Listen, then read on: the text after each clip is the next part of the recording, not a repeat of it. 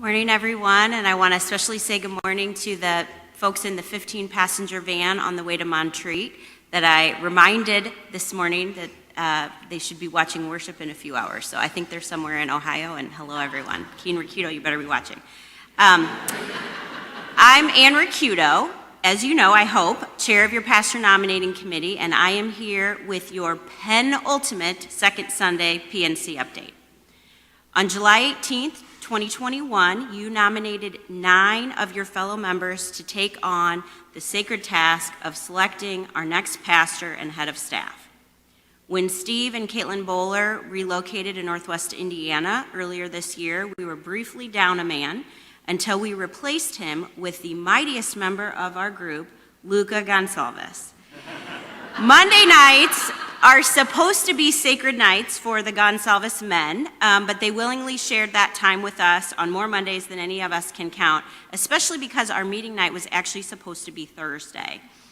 So thank you, Gabe and Luca and Catherine, for your understanding. It really did bring a lot of joy to our group to have Luca with us.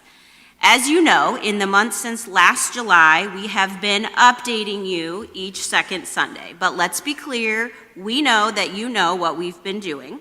One of us came up here and we smiled, and hopefully we made you laugh and feel good, reminded you that we are working very hard, and otherwise told you not much of anything.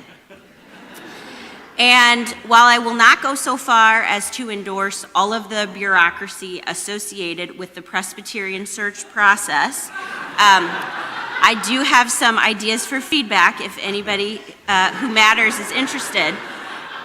I do believe that the confidentiality requirement is necessary and important, and so I want to express gratitude to each of you for patiently allowing us to honor it.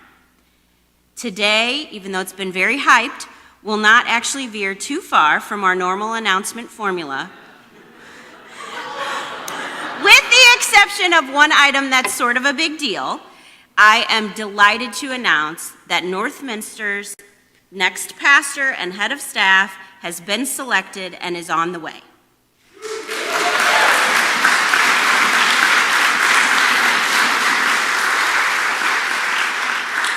Please believe me when I tell you that no one more than I would love to introduce you to the candidate this instant. That would keep me from having to hide in the back of the congregation and arrive just before service arrives.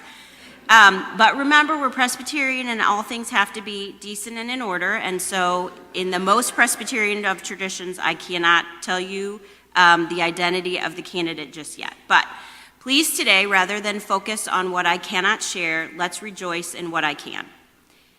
Our search process drew applicants from around the country. We had a broad pool of uniquely talented pastors with many gifts that they were very eager to share with all of you. We spent countless hours in study, prayer, conversation, and discussion with and about these folks.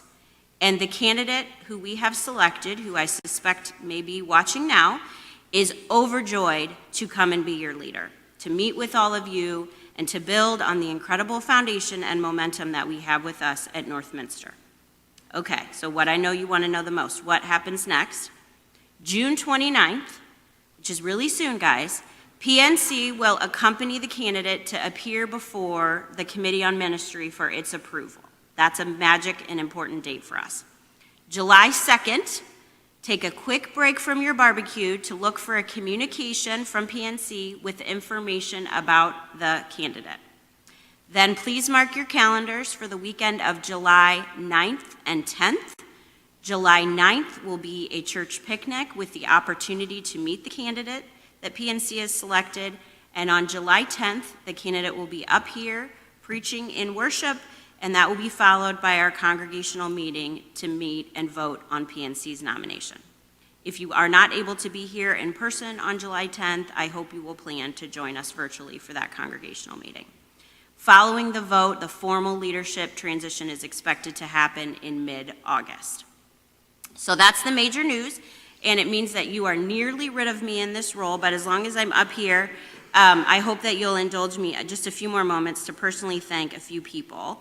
First of all 3 of the Ricciuto boys, especially Wade, who was not at all sold on the idea of sharing mom with yet one more commitment.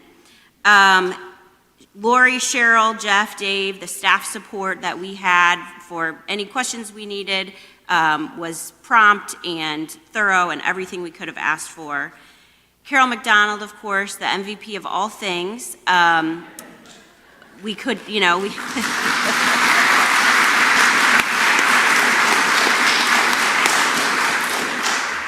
And then most importantly, the members of the PNC, which if you're here, I am going to ask you to stand. Roz Lancaster, Emily Plunkett, Hitch Learned, Jennifer Deswaner, Gabe Gonsalves, Christy Call, and John Purcell.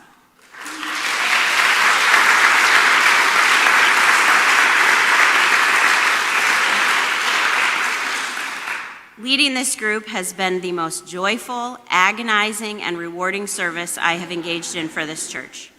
Every single member of this group has shown up for this congregation physically, emotionally, and mentally, and although we laughed a lot and a couple of us ate a dangerous amount of candy, there was not a moment when the solemnity of our duty was lost on us.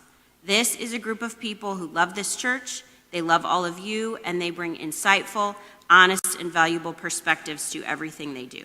So to each member of the PNC, thank you for being unwavering servants of God in this process. Thank you for your energy, your commitment, your dedication to this congregation. Thank you for supporting each other and tolerating me as your leader during this last year. And to everyone here and online, on behalf of the PNC, we are sincerely grateful to you for trusting us to do this important work. It has been a truly profound privilege and pleasure. We cannot wait for you to meet our candidate as we all share excitement for Northminster's future.